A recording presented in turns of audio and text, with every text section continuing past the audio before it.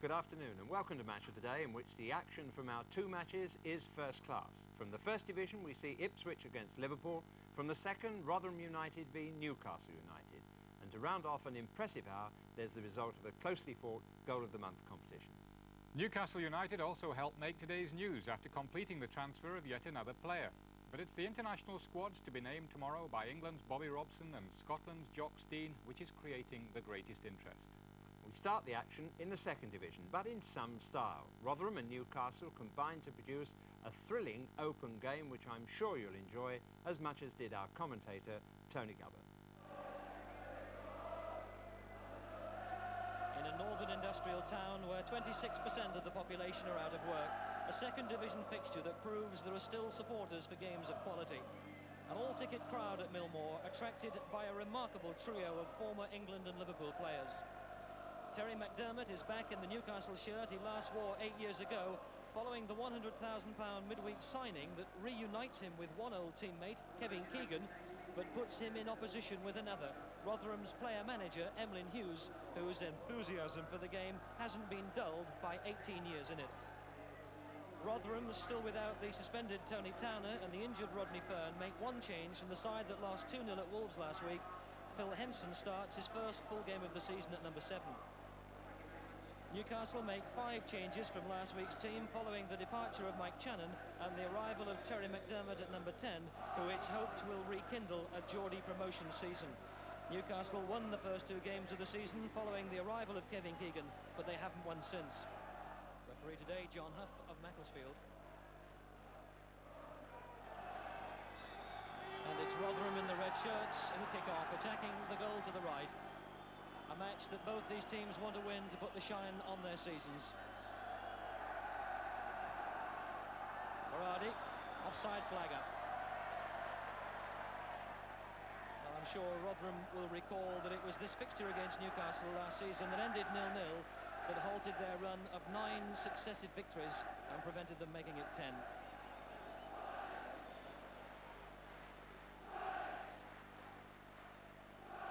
Emlyn Hughes with the free kick.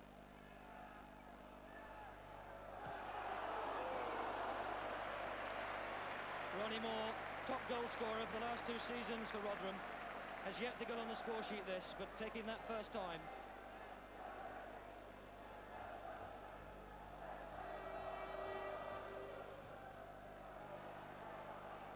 Jerry Gow. Seasman, number 10. Spreakin. Gow again.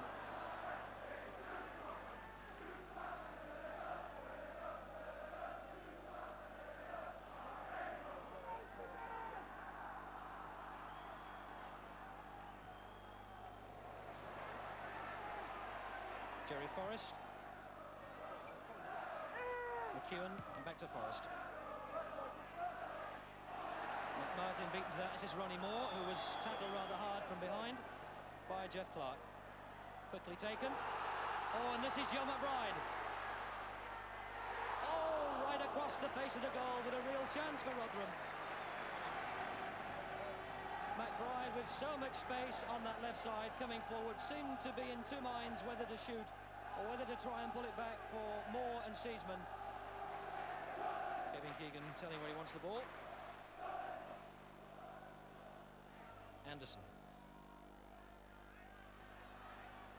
McDermott. He's got Keegan in the box. This is Keegan. Oh, is this it? What a magnificent goal! That's what the Geordie fans wanted. The inspiration from McDermott and the finish of Keegan. A magnificent ball by Terry McDermott. He needed hardly a second to look up and see that Keegan had started his run, and he released the pass to perfection. Keegan took it round the goalkeeper, Ray Mountford, and slotted it home as easy as you please.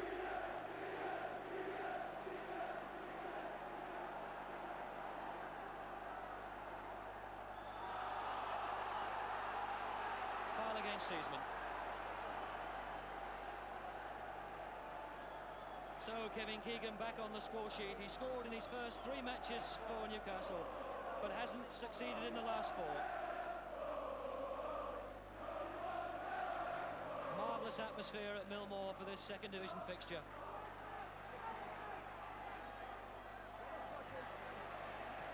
Green knocks it forward to Forrest. Again, the fullback's well forward. Players getting caught in possession all the time. No, the referee says not.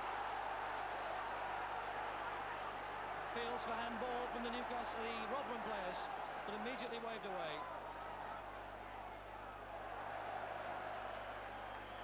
Imbri Varadi beats two tackles. Got Keegan free on the far side if he can find him, and he has. Chests it down. A marvellous shot and a marvellous attacking move by Newcastle. And the Magpies are really beginning to fly. Kevin Todd, the man who had the shot, by courtesy of Kevin Keegan, chesting it down and bringing a good save from Ray Mountford.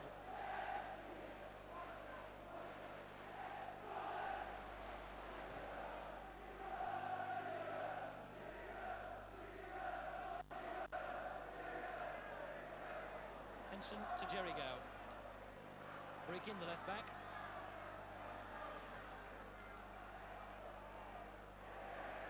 And again Breaking knocking it forward. Ronnie Moore lays it back. Forrest. Oh, the ball rattling off shins and ankles. And finally into the hands of Kevin Carr.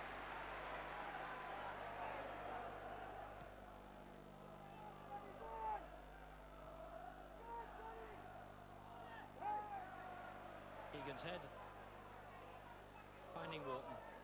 Saunders goes on his outside, and again a nice touch. Will he find Varadi? Six is Green. Oh, he's given it away. And was that a penalty? No. Twice. The second one was given. The referee waved the first one away, but the second tackle on McDermott by Breaking, the left back, he had no hesitation in giving us a penalty. So Kevin Keegan steps forward. Will this be his fifth goal of the season for Newcastle and his second of the match? Scored after 11 minutes. And now with a penalty.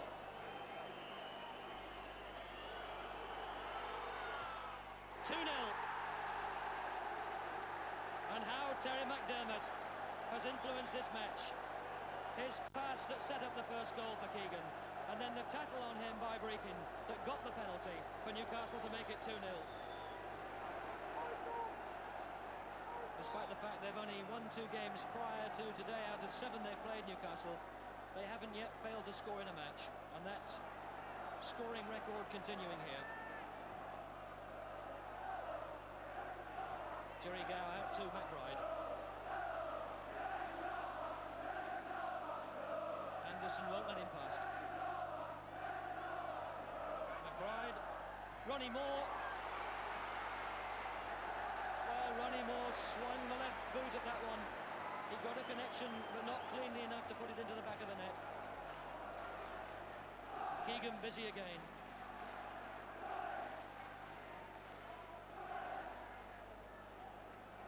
So Keegan's goals take the credit, but I'm sure he would pass the praise on to McDermott.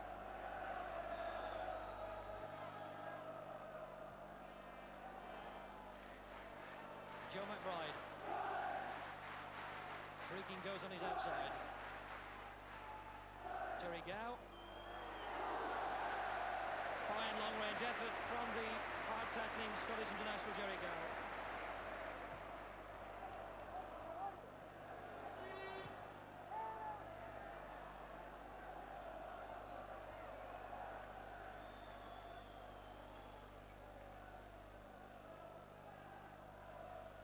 It's 5 seasons since Newcastle dropped out of the First Division, and they know they need to put together some good results if they're to make this a promotion season from Division 2.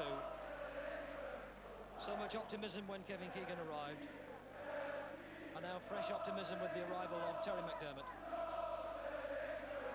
Saunders. Keegan knocks it on to Emlyn Hughes. Nearly a dreadful mistake that, and it could yet be.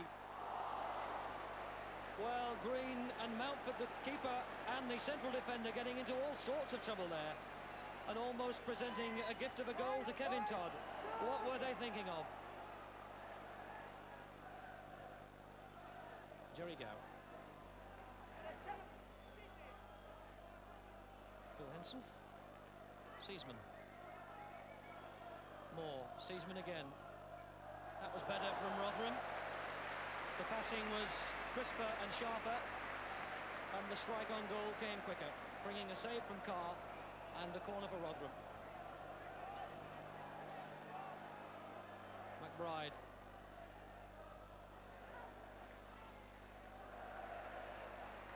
A Rotherham throw.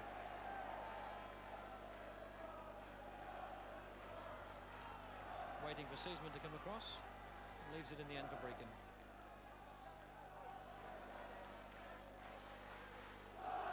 Ronnie Moore. And Rotherham get a corner, is it?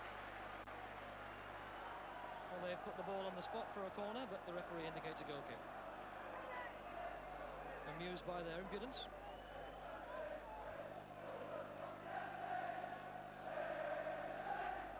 Hughes and Keegan together. Seaman. Seaman looks up to the sky.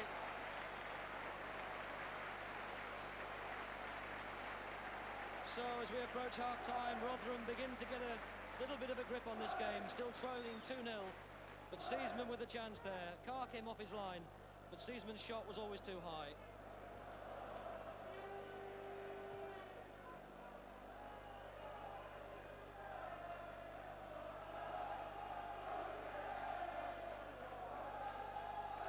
Hughes.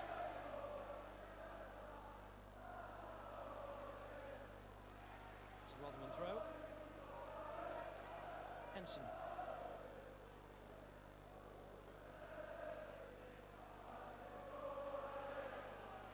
Dermot. Hughes. Gow. Really not a lot on for Gow.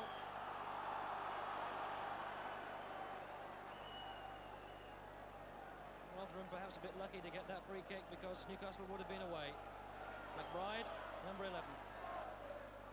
Ronnie Moore. No penalty given. The Rotherham players pursue the referee, John. But Clark's tackle on Ronnie Moore is not a penalty. And almost inevitably, somebody's protests are going on too long. It's Joe McBride who's being taken away by his captain, his player manager Emlyn Hughes. And Ronnie Moore is still looking at the linesman.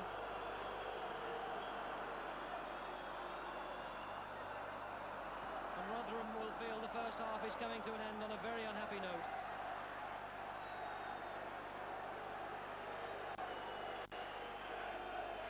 McBride.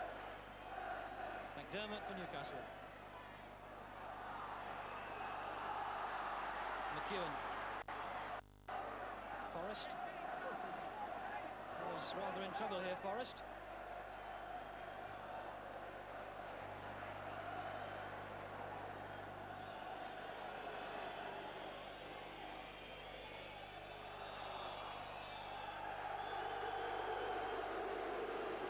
And the boos fill the air at Millmore as the referee brings the first half to a close. Kevin Keegan's 2 goals, the first after 11 minutes, the second a penalty after 23 minutes. But the dissatisfaction for the home supporters, a penalty that never was, for Clark's tackle on Ronnie Moore a minute before half-time.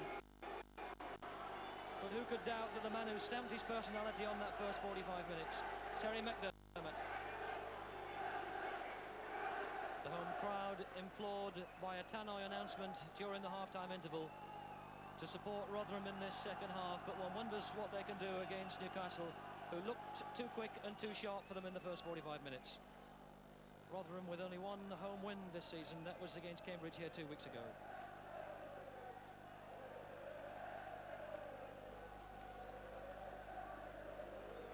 Carney back to the keeper. Linesman's flag's gone up.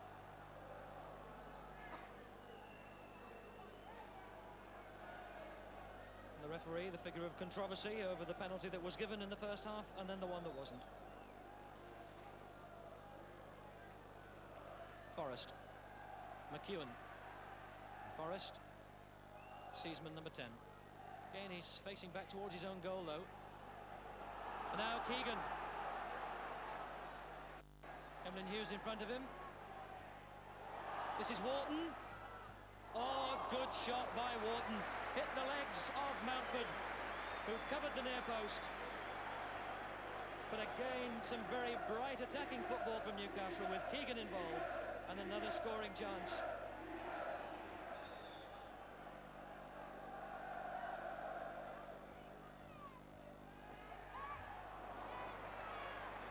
Easy for Mountford.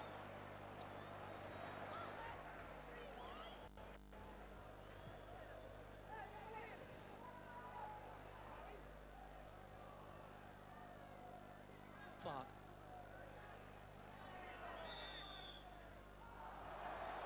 Varady penalised for backing onto Emlyn Hughes. Free kick wasn't taken from the place where the offence occurred.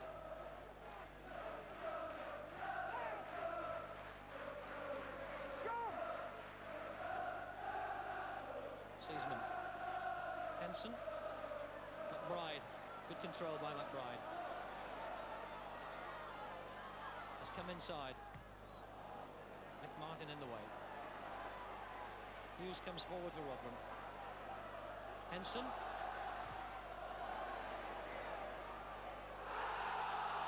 And he's given a penalty against Terry McDermott. Phil Henson and McDermott together. The referee was a long way from the play. Did it hit McDermott or did he handle deliberately? Well, Terry McDermott is so involved in this match. And it's Emlyn Hughes to take the penalty. A marvellous save, but this is McEwen. And Rotherham are appealing for another penalty. Well, the ball's been thrown out and Newcastle are attacking, and they'll have to forget about the process because there could be a goal on here. Wharton, an offside.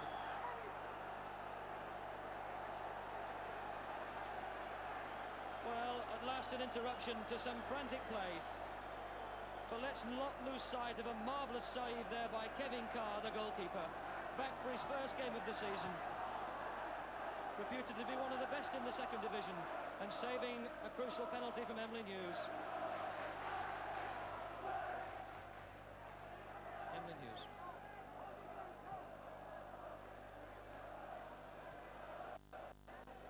It's Carney. A Rotherham throw.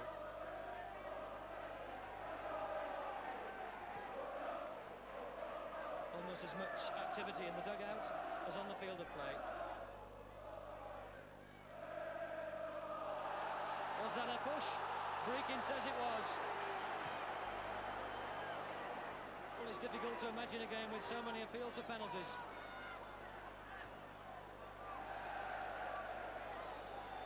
Newcastle throw.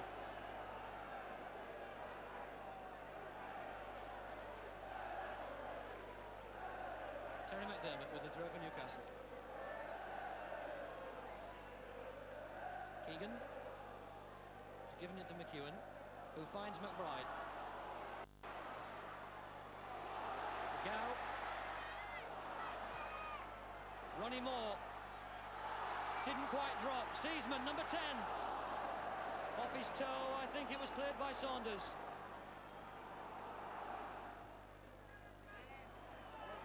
Martin came in to steal that. Varady. Keegan, is this the hat-trick? Kevin Keegan gets the hat-trick, and Newcastle lead 3-0. The Geordie fans go mad. Kevin Keegan doubles his goal total for Newcastle, 3 before today, and a hat-trick here this afternoon. Gives a hug to Nick Martin, the man who made it possible. Keegan through, a little dummy, a little shake, and beating Mountford easy as you please. Green. Emlyn Hughes.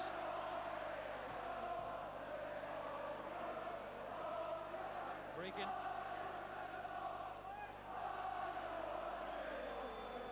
McDermott.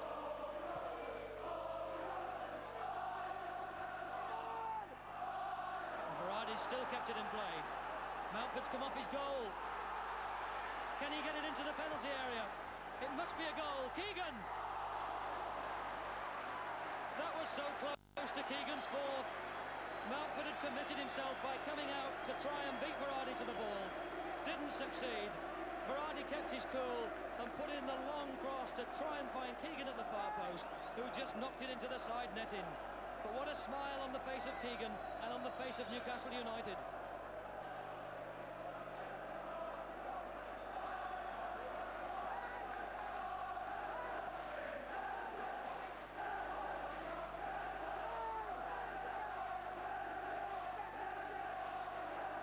Seaman. Keegan. Todd was offside.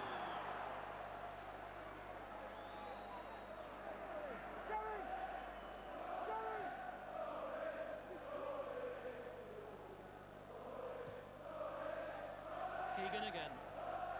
This time Todd wasn't offside, and if he can bring this in control, he can go forward. Wharton. Oh, good play by Wharton. Magnificent goal. Oh, it just went wide. Imre Vardy, so close to scoring and getting Newcastle's fourth goal of the match. But what cultured, intelligent play by Newcastle.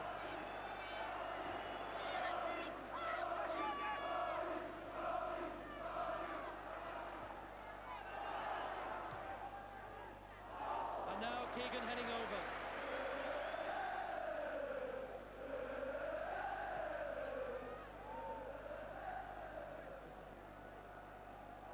McBride. Gow. Couldn't get round Carney. He's got McDermott in support. Newcastle get the throw.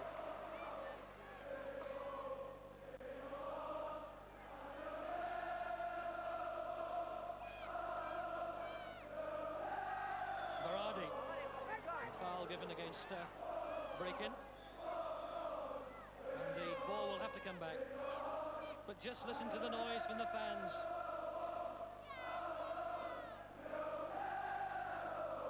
Reminiscent of the Kop.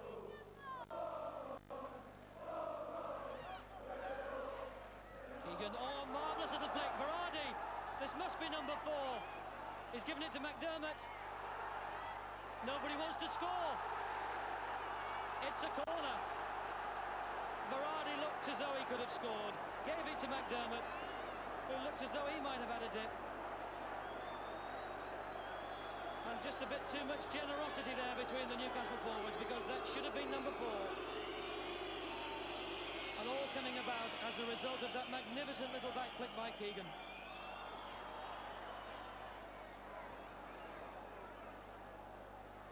Seaman.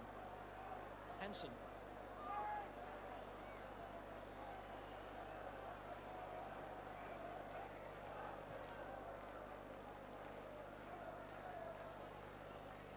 Keegan.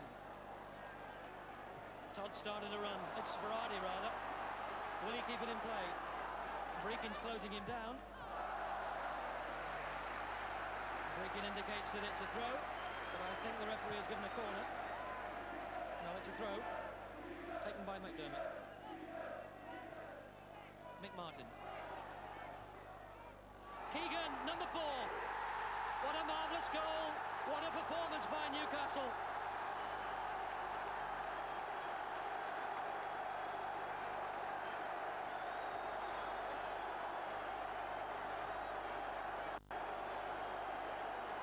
Well, what can Kevin Keegan say to Mick Martin? He knocked it through like a knife through butter. Keegan was on it like a flash, and number 4 was in the back of the net. And Newcastle so positive and on such a high. Is this the start of a run up the table and a possible promotion season?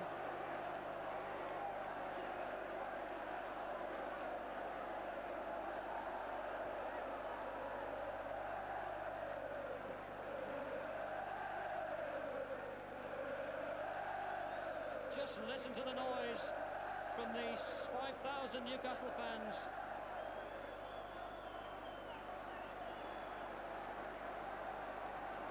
Outnumbered by Rotherham supporters by something like 3 to 1.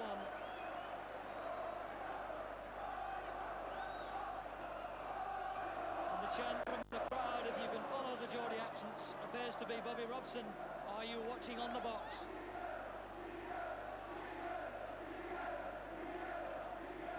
Emlyn Hughes. Seasman. Jeff Clark. And Saunders. And Wharton. Keegan. This is Todd.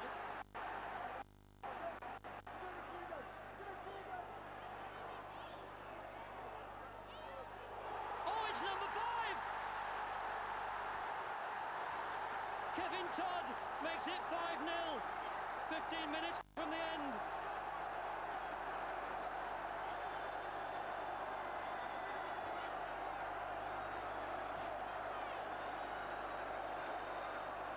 But once again, it was the touch from Kevin Keegan that started that goal-scoring move.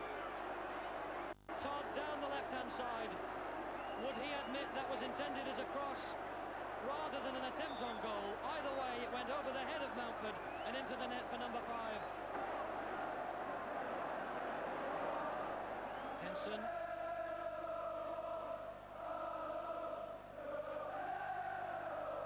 It sounds more like a home game for Newcastle rather than one for Rotherham. Gow trying to find Ronnie Moore. It just won't go right for Rotherham. Here's Forrest. McBride, surely! Joe McBride finally gets Rotherham on the score sheet.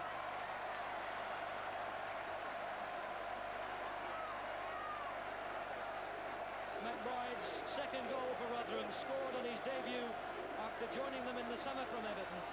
In his first game, that was against Fulham, and pulls one back here now against Newcastle.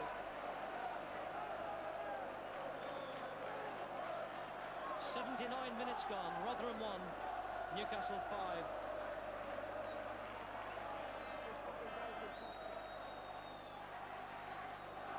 Keegan, lovely touches. Carney, across to John Anderson. Berardi.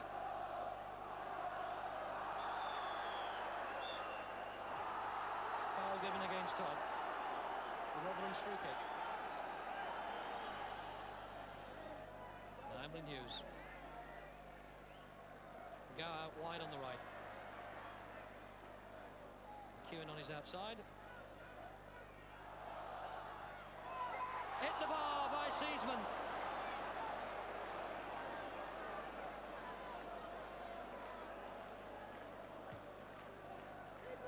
Oh, and Keegan's on a chase here with Green, who should get there first and does. But at the other end, once again, Rotherham within a whisker of scoring. Seasman rescuing that ball when it seemed to be going dead, cutting it around the keeper and clipping the top of the crossbar.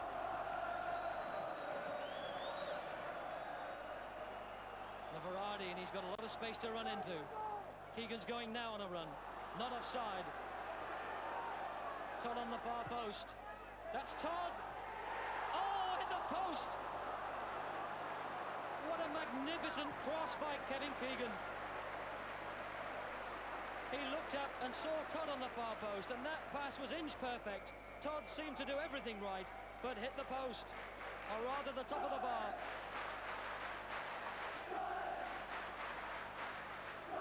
Forrest, the fullback, and look where he's popped up. And now both the Rotherham fullbacks are way out of position as Newcastle come forward with Berardi. Todd wasn't offside. This must be 6.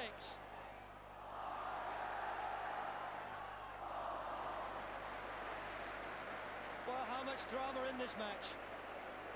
Todd might feel he should have scored there because both the Rotherham fullbacks had gone on a forage forward and stayed forward. And Mountford came out and did enough to put him off.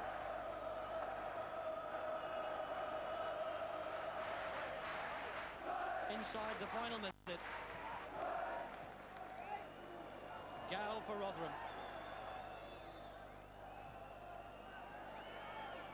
Green. Bride pulled it down. Gow and Bride again. Seasman.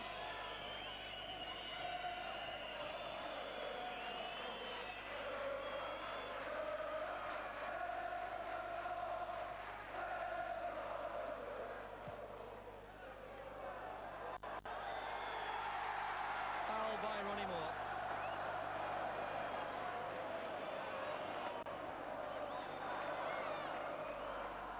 Into time added on, and still Kevin Keegan is looking for the ball and appealing for it as the whistle goes to end a match on which Kevin Keegan has stamped so much authority and written so clearly too a message for the England manager Bobby Robson. Keegan's finishing was immaculate, his enthusiasm for the game was tireless, and the lesson for other footballers was there for all to see. A joy for Newcastle, 4 goals for Keegan, and a terrible drubbing for Rotherham. Well, yes, we did think the goalkeeper moved, and it wasn't handball. But Rotherham and Newcastle doing their utmost to put the sparkle back into the game and succeeding. There were some fine performances, but without any doubt, Kevin Keegan overshadowed them all and dominates our skill spot. It's said that with age, your legs go, but your brain doesn't. It works quicker, especially if you can play this kind of first-time ball. With the back of the heel particularly, and if Imre Varadi had taken the chance to hit it just as quickly, it might have been the goal of the century, but he allowed the goalkeeper to come out and smother his opportunity. Keegan is a master of the one-touch in tight places. It comes through having an agile mind and an agile brain. Here he uses a skill relatively modern. In the old days, when using your chest, they used to say, hollow it and let the ball run down to your legs. Now, you push it out proudly, and you also get exactly the weight that you want on the ball to make the opportunity there for Kevin Todd, who also gave Ray Mountford a chance to show what a fine goalkeeper he can be. It was also said about Kevin that he's not at his best in midfield, that he operates in the best way in his opponent's penalty area. But just look at this through ball hit here. He got the ball off the opposition, it's true, bounces it up in the air, has the awareness to know, there it goes, up in the air, knows that McDermott is running up the right wing, and look at that for a perfectly placed volley. A through ball there to Terry McDermott, his old mate, stealing up the right wing. But he makes chances for his own team too. He's got the appetite and the energy to make runs that many youngsters would envy. There was a lot of space yesterday on the field. That was a good thing, but look how he steals into this space, in fact sprints into it, has the time when he's got there to assess the position on the far post and put over the perfect invitation to score a goal. Kevin Todd gets there beautifully, but forgets just to nod the ball down. Once again, for one of his goals, the invitation to invite the pass, and we get the chance also to see Terry McDermott working so hard to get exactly the right touch and pace on that ball, which gave Kevin the chance to slip the keeper and drill the ball home in perfect finishing fashion. Well, the extraordinary performance of Kevin Keegan, enhanced by teaming up again with Terry McDermott. Right, Kevin and Terry, looks as though you were quite pleased to see each other today. Well, obviously, I'm pleased to have Terry here. You know, I've missed him these last few years. Last time we played together in '77 in Rome, and now we're in Rotherham. The name starts the same, in RNO, and you know, we needed a player like him. He's got class, and he gave us some great balls today, and he made the difference, really. You got someone like that in there who's capable of splitting defences, so... Yeah, he's right. It's the first time I've ever agreed with him, you know that? No, it's nice having that, but it's nice to get off on a winning note, you know, because we've had 1 or 2 bad results over the last few weeks, and it was important that we didn't get beat again today, you know. You can't step too far away from the top, and, you know, getting these 3 points, it pushes you right back up there, you know. One talks about players who have an understanding, but how much is it just good habits? Well, I think Kevin and when he was playing with Toshi, you know, that they had that sort of charisma about it. And hopefully that we can get something going at Newcastle. Obviously, there's 1 or 2 things that need polishing up, but well, I think we're on the right lines, that's the main thing. You enjoy it today? Loved it, yeah. Especially when you win, you know. Getting beat, I wouldn't have enjoyed this game. Well, if you didn't lose, you wouldn't appreciate when you won. Yeah. We're winning, but obviously, you know, people talk about good players being able to play together. And that's all he did. He just come on Thursday. I got there thinking I'd have to introduce him to the lads. He was already out there dressed, reading the Sporting Life, weren't he? Taking it.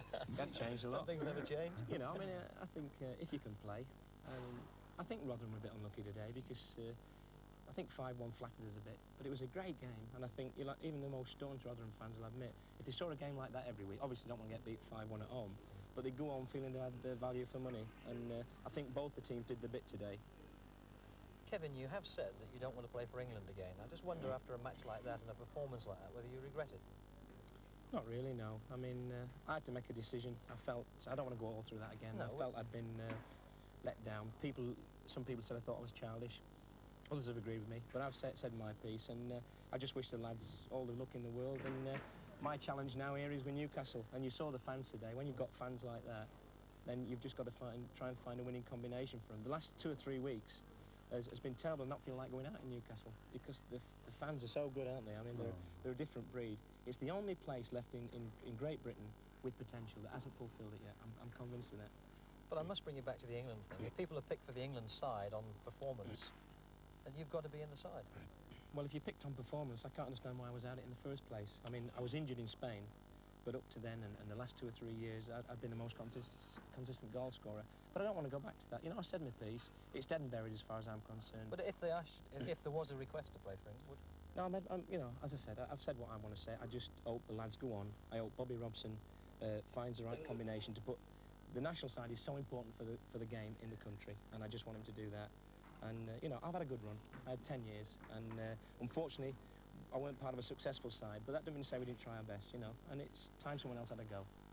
Well, when I spoke to England manager Bobby Robson this morning, he had nothing to say regarding Kevin Keegan's comments, preferring instead to look forward to the friendly international against West Germany a week on Wednesday, and the second leg of the Under-21s European Championship final to be played in Germany the night before. What is clear is that Robson won't disturb the Under-21 squad that did so well to set up a 3-1 lead. He said, "I'm well aware of the outstanding performances of Gary Owen, Sammy Lee and Paul Goddard in the first leg, but the boost of final victory against West Germany would give us is more important at this stage." That's not to say that the full squad to be announced by the England manager tomorrow won't include at least a couple of surprise names, with leading contenders being Gary Mabbott of Spurs and John Barnes, Watford's outstanding winger. With Trevor Francis definitely out through injury, it's possible Luton's Brian Stein and Paul Walsh could figure in Robson's plans, but a more likely selection is Cyril Regis of West Bromwich Albion, who on Saturday evening was cleared by a specialist of suspected cartilage and ligament trouble, and who hopes to play in Wednesday's Milk Cup tie at Nottingham Forest. Scotland's European Championship squad to face East Germany next week will also be announced tomorrow, and indications are that Jock Stein will dispense with several senior members, including Alan Ruff, Asa Hartford and Danny McGrain, and turn to less experienced players like Jim Bett of Rangers and Celtic's Charlie Nicholas, Scotland's leading goalscorer this season and yet to be named in a senior squad. One older player I still expect Jock Stein to include, despite rumours to the contrary, is Liverpool's Kenny Dalglish, Scotland's most capped player of all time, with 88 appearances. Well, if you had to follow our last match, you'd probably take a chance on choosing Liverpool, unbeaten since March and challenged by Ipswich, who, although taking time to get into their stride, had scored 9 goals to win 2 matches in the last 7 days. The game's at Portman Road. The commentator, John Watson. Since last March, Liverpool have gone 23 league matches without defeat. And when they played themselves into form last season, it was Ipswich who suffered. Liverpool dented their championship hopes and knocked Ipswich out of the League Cup when the teams met 3 times in 8 days. And curiously, Liverpool will be back here in the League Cup on Tuesday. But for this first meeting, they're without Ian Rush and David Hodgson, both injured. Kenny Dalglish will be further forward, looking for his first goal of the season. Mark Lawrenson returns after suspension, and Alan Hansen plays his first league game of the season. Ipswich are also without their 2 main strikers. Paul Mariner has a throat infection. Alan Brazil was sent home this morning with gastric flu. Mitch Davray continues to deputise for Mariner, and he'll be partnered up front by Eric Gates. Mick Mills moves into midfield. Irvin Gernon comes in at left-back for only his 5th league appearance. The other full-back, George Burley, makes his 300th league appearance for Ipswich, and a landmark too for goalkeeper Laurie Civil, who made his league debut against Liverpool back in March 1970. Referee Ray Lewis from Great Bookham in Surrey. In the front row of the director's box, Ipswich manager Bobby Ferguson And the gentleman next to him in the spectacles, Chairman Patrick Cobbold. So Ipswich hoping to dent Liverpool's record, playing from right to left. Butcher well forward from the start, Phil Neal across. Liverpool haven't even conceded a single goal in league matches away from home so far this season. So there's one incentive for Ipswich. You've got Tyson here on the ball, McCall, Butcher is still well forward. Eric Gates turning it in. Away by Kennedy, and the whistle goes against Steve McCall.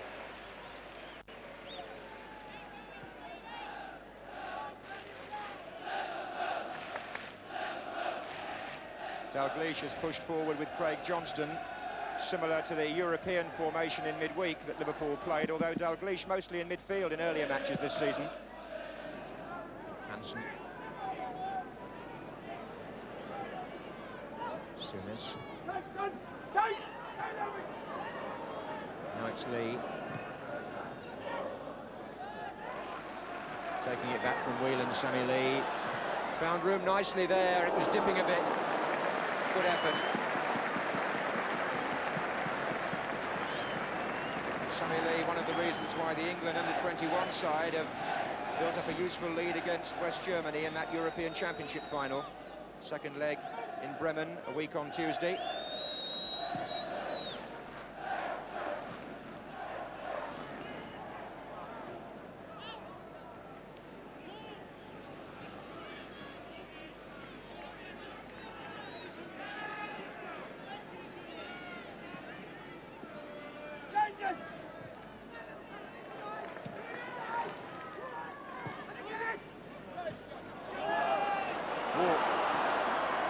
Just driven too far to the right of Dabre. But here's Burley. Tyson. Little back heel to Gates. Mills out on the right wing. Plenty in the centre. Burley. Good cross. Walk is up for it. It's going to come to McCall. Good save, and Dabre couldn't get the rebound, and Hansen could. Fine shot by Steve McCall with his right foot, and Grobbelaar going to his left. Corner to Ipswich.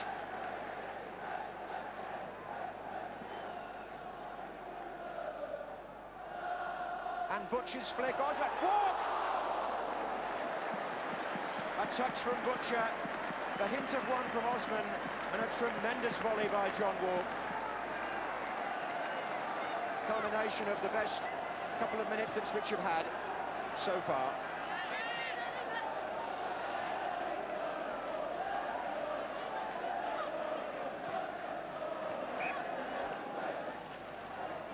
There's Gates. Oh, that was Lawrenson, and the referee's gone to his pocket this time. Hansen and Souness have both been guilty of trips a little earlier, and I think maybe Lawrenson will, in a sense, pay the penalty for that as well as his own foul. His is the name that goes into the book of referee Ray Lewis.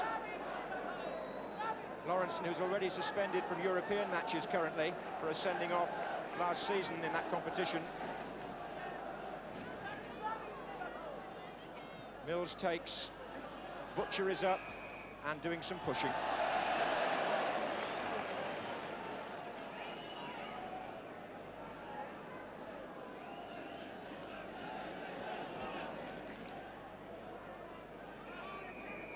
And there weren't many scoring chances in that first half. Maybe the absence of well-known strikers had something to do with that on both sides.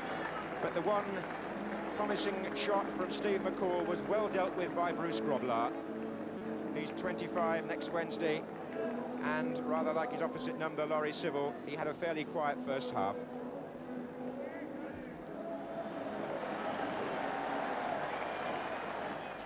Kevin O'Callaghan on for Ipswich at the beginning of the second half because of an injury to Franz Tyson. Tyson's problem is a groin strain, so Ipswich having to reorganise slightly here. O'Callaghan normally plays on the left wing. That's where he started, number 12. Oh, very nicely. Oh, it's Phil Thompson there with what you might call the professional foul. Question of how the referee interprets that. Certainly a booking for the England player. To add to that of Lawrenson in the first half, from their point of view. Only 20 seconds had gone when O'Callaghan was checked there. So 2 Liverpool players cautioned here, and a free kick to Ipswich.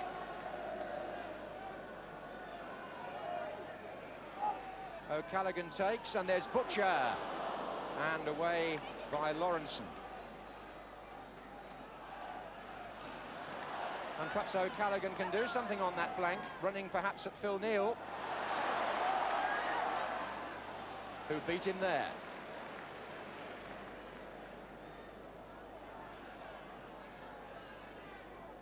Little flick by Craig Johnston, nicely done. Ronnie Whelan.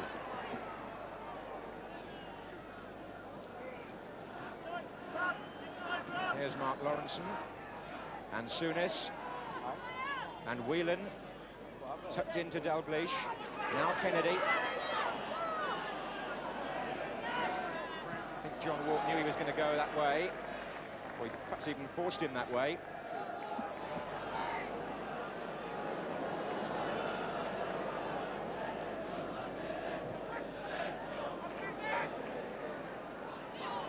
Lawrenson.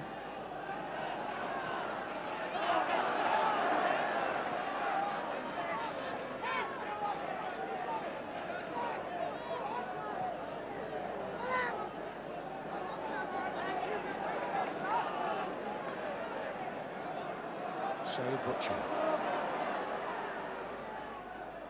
Gates. O'Callaghan. Crowd pleased to see him get the ball. He's got Gernon going up that side as well. There are plenty of players the other way for Ipswich. One of them was Davray.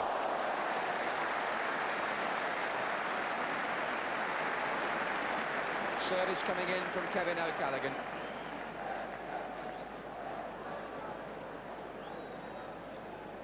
Old-fashioned cross and header, but so often it can work.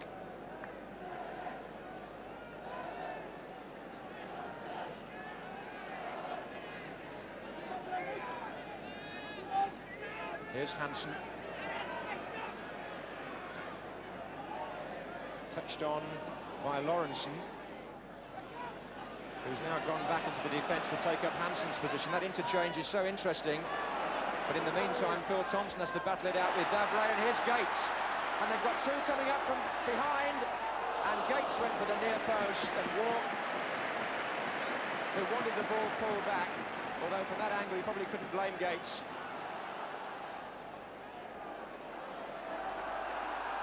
And this is good stuff now.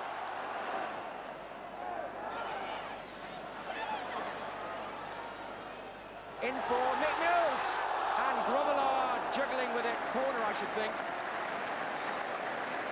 Gates, the provider, Mills with the spin and shot, and Grobbelaar, a little bit of antics, but he kept the ball out.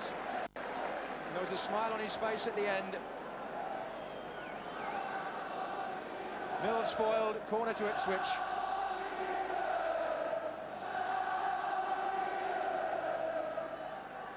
And a chance there for Davray. And, well, Grobbelaar could have stood there and just caught it maybe, but possibly the save he made earlier, the more difficult.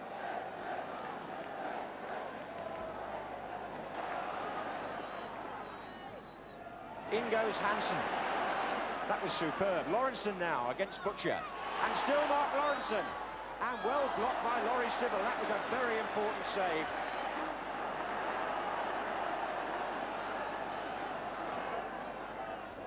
There's Alan Kennedy, 10 minutes to go. The match still very much on the boil. Liverpool dictating things rather. Hansen.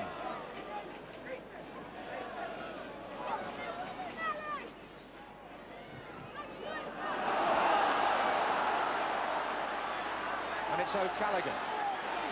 Sammy Lee chasing him back, and he's beaten it.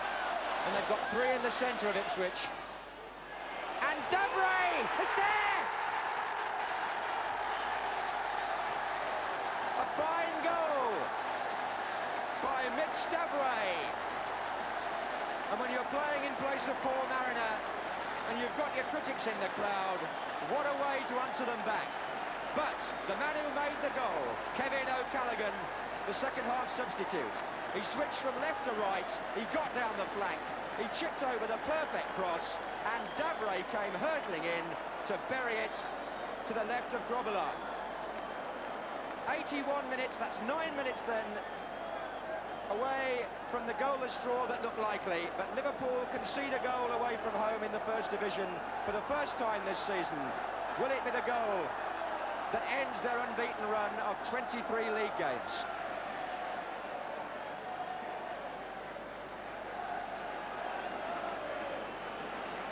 And immediately Liverpool have begun to warm up David Fairclough, their substitute. He's onside, Craig Johnston against Butcher. David Fairclough is just back from playing in the North American Soccer League. Sammy Lee, the player to be pulled off by Liverpool. And David Fairclough, home from Toronto, scored in a reserve game at Newcastle on Thursday, now makes his reappearance in league football. 6 minutes left.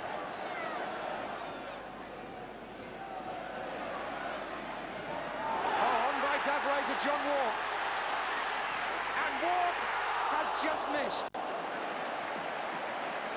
Davray this time supplied the pass. And Walk latched onto it, and it was hard to see from my angle exactly how near it was to the post, but it looked pretty near. It's a corner.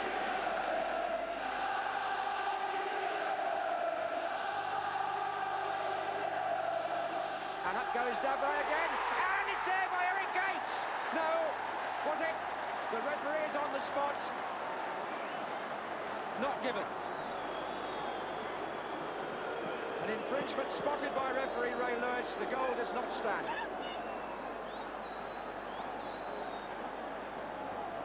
The flick on from the near post, where there may have been a spot of pushing. Goal does not stand, and Grobbelaar is out head first to beat Davray.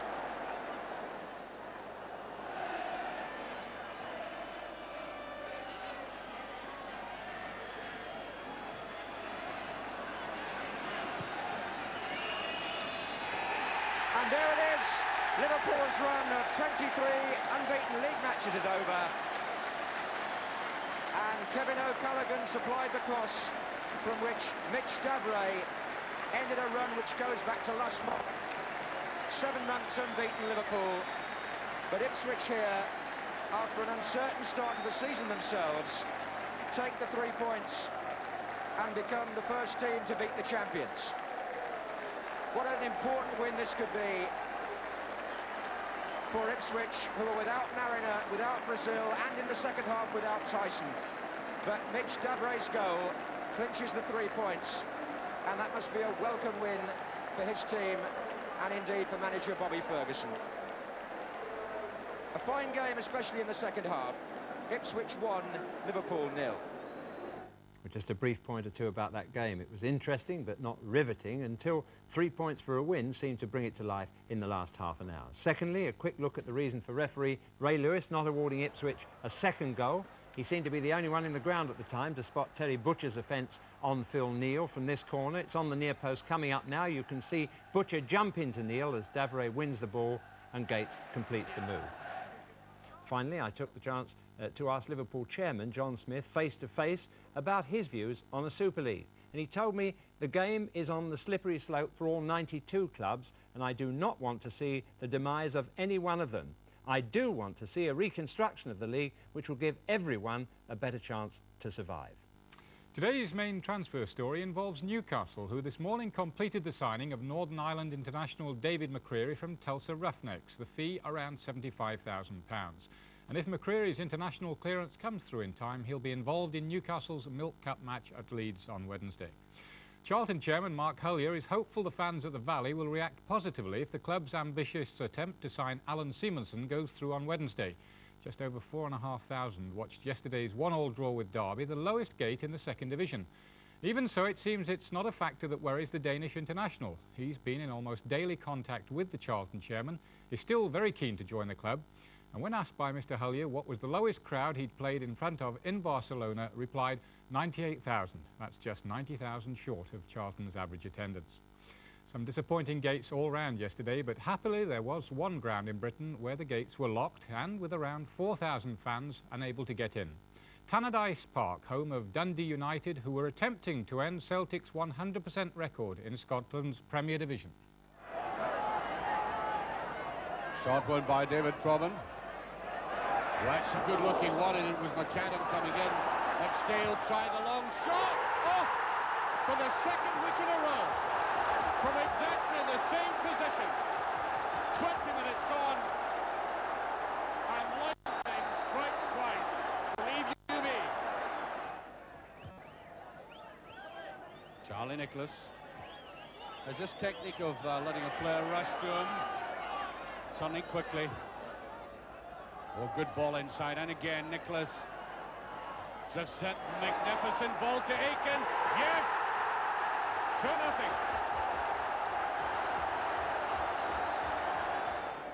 Milne slinging it over Hegarty.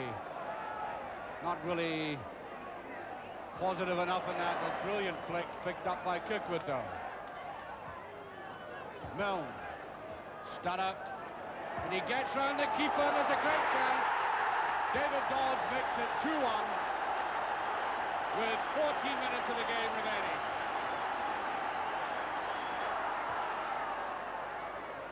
Stutter. There's Milne. David Dodds. In goes Stutter. Oh, great ball. That is the equaliser. United have done it with only 5 minutes remaining. Well, time now for the result of our Goal of the Month competition, and I'll tell you the winner in a moment, but first the winning order chosen by our panel. It was A, B, C, so the Goal of the Month was scored by Danny Thomas for Coventry City against Ipswich Town. Quite a shot it turned out to be at the end. Thompson far side. Thomas. Burley for Ipswich. Thomas again. Still Danny Thomas. Oh, I say, what a shot and what a goal! The first postcard pulled out of the sack with the correct winning order was sent in by Mr. B. Wilson of Rochdale Road, Britannia, near Baker, Lancashire. Well done, Mr. Wilson. £100 of the premium bonds are on their way to you. Well, that's all for this week. There's horses and football on Sports Night next Wednesday, when we'll be showing a game from the second round of the Milk Cup. And Des Lynam presents the programme, and look out for the baggy eyes, because Des is also presenting Breakfast with Brisbane every morning around 7 o'clock. We'll be back 5 o'clock next Sunday as usual, hopefully with action of today's quality. Good afternoon.